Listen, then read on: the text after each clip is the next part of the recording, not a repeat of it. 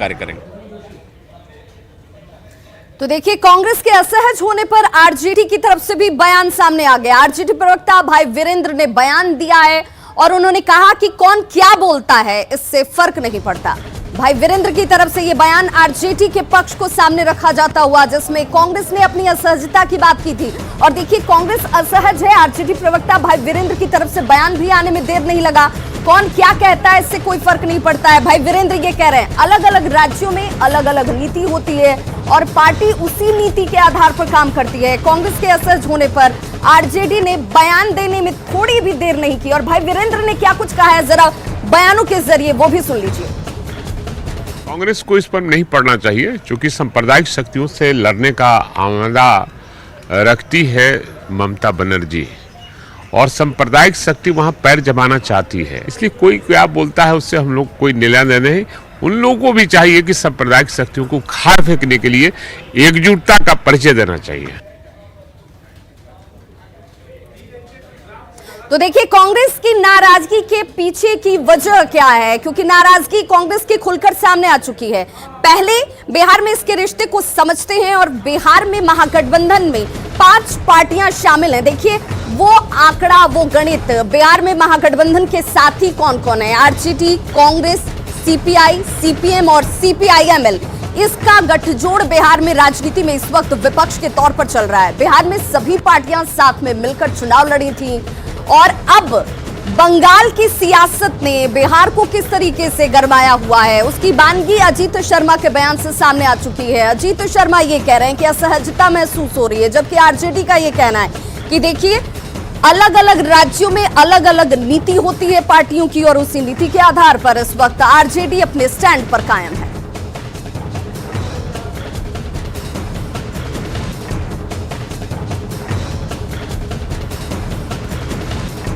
और ऐसे में बंगाल में क्या स्थिति है, ये समझने के लिए आपको कुछ बयान और कुछ आंकड़े भी। देखिए, चुनाव बंगाल में होने वाले हैं और उस बंगाल की सियासत में इस वक्त कितनी गर्मी है, जिसका असर बिहार पर पड़ रहा है। कौन कौन साथ में है, तो देखिए, ममता बनर्जी के साथ इस वक्त तेजस्वी यादव खड़े हैं। और देखिए, इस वक्त क्या स्थिति है, इनके खिलाफ इस वक्त कांग्रेस है। कांग्रेस ये कह रही है कि जब एक स्टेट में हम साथ साथ हैं तो दूसरे स्टेट के चुनाव में आखिर हम अलग हैं, तो ये असहजता स्वाभाविक है। हालांकि इसके पीछे के अपने अपने तर्क भी हैं। बिहार में साथ, लेकिन बंगाल में विरोध क्यों है और विरोधी के तौर पर क्यों कांग्रेस खड़ी है। सहयोगी शैलेंद्र हमारे साथ इस वक्त जुड़ गए हैं। शैलेंद्र, सवाल यही कि क्या ये पहली बार हो रहा है, क्या ये बंगाल की राजनीति में इस वक्त आपको जो दिख रहा है असहजता के स्टेटमेंट, ये क्या इससे पहले तमाम दूसरे राज्यों के चुनाव में नहीं हुआ? फिर कांग्रेस के इस स्टेटमेंट को कैसे देखा और समझा जाए?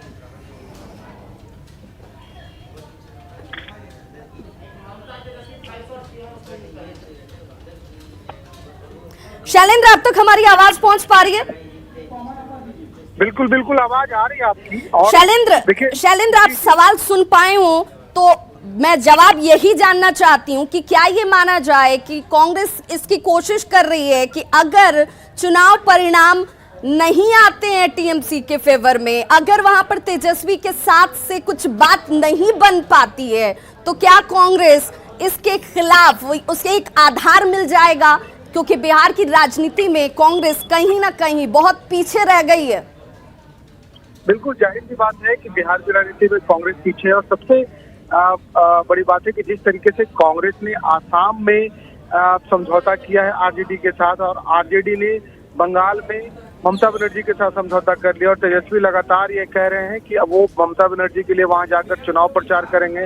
वो चाहते हैं कि ममता दीदी चुनाव जीत जाए। इस तरीके की बातें आरजेडी के द्वारा लगातार की जा रही हैं, जिससे कहीं न कहीं कांग्रेस के जो लोग हैं वो आहत हैं कि जब समझौता आसाम में आप हमारे साथ कर रहे हैं तो बंगाल में वहां प्रचार क्यों? बंगाल में भी आप हमारे साथ समझौता कर सकते थे, बिहार में हमारा गठबंधन है, तो आखिर तेजस्वी यादव बंगाल चुनाव प्रचार करने क्यों जा रहे हैं? बंगाल में जाकर के वो क्यों ममता बनर्जी के लिए वोट मांगेंगे? तो इन तमाम चीजों को लेकर के कांग्रेस के लोग यहाँ असहज हैं। हालांकि देखिए, इसमें एक चीज ये साफ हो रही है कि कई नेता बयान तो दे रहे हैं, लेकिन ज्यादातर नेता इस पूरे मामले पर कुछ बहुत खुल करके बोलने से भी बच रहे हैं कि कहीं बात न बिगड़ जाए, क्योंकि बिहार में उनका समझौता है। लेकिन भीतर ही भीतर कहा जा सकता है कि इस बात की नाराजगी कांग्रेस के लोगों में बहुत ज्यादा है कि तेजस्वी वहां जा रहे हैं। हालांकि कांग्रेस के नेता कह रहे हैं कि वो आला कमान उनके आरजेडी से बात कर रहे हैं कि तेजस्वी वहां न जाए, चुनाव प्रचार न करें। शैलेंद्र, बड़ी हास्यास्पद सी स्थिति लगती है। चुनाव की तारीखों का ऐलान हो गया, कई चरणों में चुनाव होने हैं, वो तमाम चीजें सामने हैं, कैंडिडेट्स का ऐलान होने लगा, कौन किसके साथ होगा, किसके लिए प्रचार करता हुआ नजर आएगा, इसे लेकर अभी बातचीत की जानी है। ये तर्क समझ से परे नजर आता है। बिल्कुल बिल्कुल जाहिर सी बात है कि देखिए ये तभी ऐसी बातें होती हैं जब चीजें स्पष्ट न हो, जब आपके पास विजन नहीं हो और चीजें स्पष्ट नहीं हो, तभी इस तरीके की बातें की जाती हैं। और देख लीजिए अभी तक की गठबंधन आना जाना इन्हीं चक्कर में कहीं ना कहीं महागठबंधन के लोग लगे हैं और इसी का खामियाजा सियासत में भुगतना भी पड़ता है लोगों को। और खास तौर पर देखिए बंगाल चुनाव को लेकर के जिस तरीके से बिहार में सियासत है, हालांकि बिहार के नेताओं का बंगाल में बहुत ज्यादा वजूद नहीं है। बिहार से जाकर के यदि वो वहाँ चुनाव प्रचार करते हैं तो ऐसी बात नहीं कि बहुत वोट इकट्ठा कर लेंगे या लोग इनको सुनने जाएंगे, लेकिन उसके बावजूद क्योंकि सियासत है, सियासी बातें होती हैं, इसलिए बिल्कुल शैलेंद्र, बहुत बहुत शुक्रिया इस तमाम जानकारी के लिए। तो देखिए बिहार के सियासत में बिहार को लेकर के किस तरीके से इस वक्त तमाम गहमा गहमी के बीच बंगाल चुनाव ने असर डालना रिश्तों में शुरू कर दिया है, उसकी एक बानगी अजीत शर्मा का ये बयान।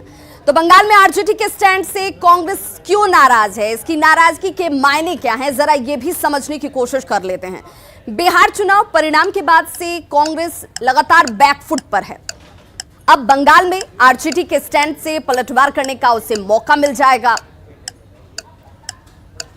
साथ ही चुनाव परिणाम से पहले प्लॉट भी तैयार हो जाएगा, जिसकी कोशिश इस वक्त की जा रही है। आशा के मुताबिक परिणाम नहीं हुए तो घेरना आसान होगा कांग्रेस के लिए और बिहार में भी आरजेडी पर दबाव बनाने का कांग्रेस को मौका मिल जाएगा।